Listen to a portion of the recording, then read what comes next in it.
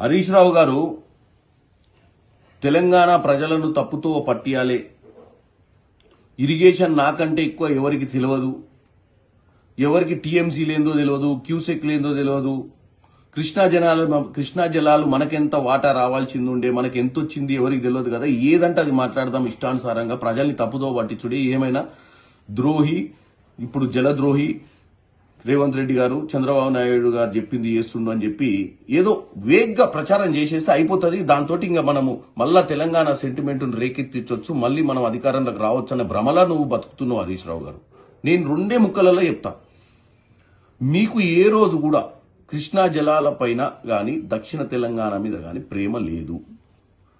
కాంగ్రెస్ హయాంలో రాజశేఖర రెడ్డి గారు ఉన్నప్పుడు తీసుకున్నటువంటి ప్రాజెక్టులను దక్షిణ తెలంగాణ కృష్ణా జలాల మీద కంప్లీట్ చేయాలన్న ఆలోచన లేదు.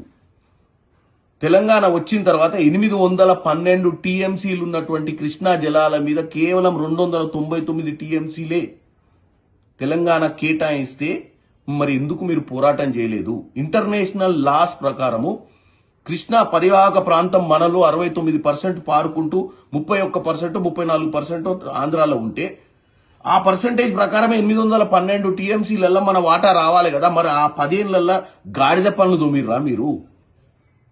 పోనీ 299 టీఎంసీలే కేటాయిస్తే కృష్ణా జలాల మీద మీరు ఈ ప్రాజెక్టులను కంప్లీట్ చేయకుండా, ఎందుకంటే అవి కంప్లీట్ చేస్తే కమిషన్లు రావు, పాత కాంట్రాక్టర్లే ఉంటారని చెప్పి కొత్తగా తుమ్మిడట్టి దగ్గర కూడా గోదావరిలో కాదని కాళేశ్వరంలో గట్టి కొత్త ప్రాజెక్ట్ 1,00,000 కోట్ల పైచీలు ఖర్చు పెట్టింది కేవలం కమిషన్ల కోసమే కదా.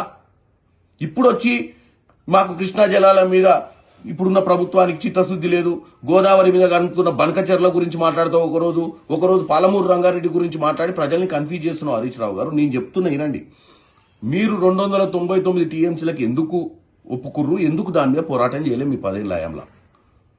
మనకే 500 చిల్లర రావాల్సింది వాళ్ళు ఇప్పుడు 513 వాళ్ళు తీసుకుని 299 మనకిచ్చిర్రు.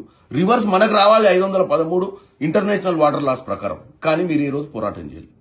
ఇప్పుడు వచ్చి పాలమూరు రంగారెడ్డి గురించి మాట్లాడతారు, లేదా బనకచెర్ల గురించి మాట్లాడతారు. బనకచెర్ల గురించి ఆల్రెడీ ఉత్తమ్ కుమార్ రెడ్డి గారు పదే చెప్తున్నారు. డిసెంబర్ 25వ తారీఖు నాడే ఒక ఫైల్ చేసిర్రు, రిట్ పిటిషన్. ఇది కూడా చర్చకు ఎప్పుడొస్తుంది సుప్రీంకోర్టులో?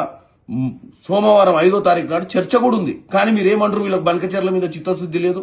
ఆ రేవంత్ రెడ్డి గారు చంద్రబాబు నాయుడు గారి మాటలు విని చంద్రబాబు నాయుడు గారికి వాళ్ళ గురువు గారికి ఏదో చేస్తుండని చెప్పి ఉట్టిగా సెంటిమెంట్ రేకెత్తిచ్చినట్టు మాట్లాడుతున్నావు. ఎందుకంటే తెలంగాణ సెంటిమెంట్ తోటి మళ్ళీ అధికారంలోకి రావాలంటే ఇదే నీళ్ల గురించి మాట్లాడి ఇదివరకు మీ మామ అధికారంలోకి వచ్చిండు, నీళ్లను మొత్తం ఏం చేసిండు మనకు అర్థమైపోయింది. కాళేశ్వరం గట్టి కమిషన్లు దండుకుని నీళ్లు నిధులు నియామకాలను ఏ తుంగలోకి దొక్కిన మీరు మళ్ళా ఇప్పుడు వచ్చి తెలంగాణ ప్రజల్ని తప్పుతో పట్టిస్తారు.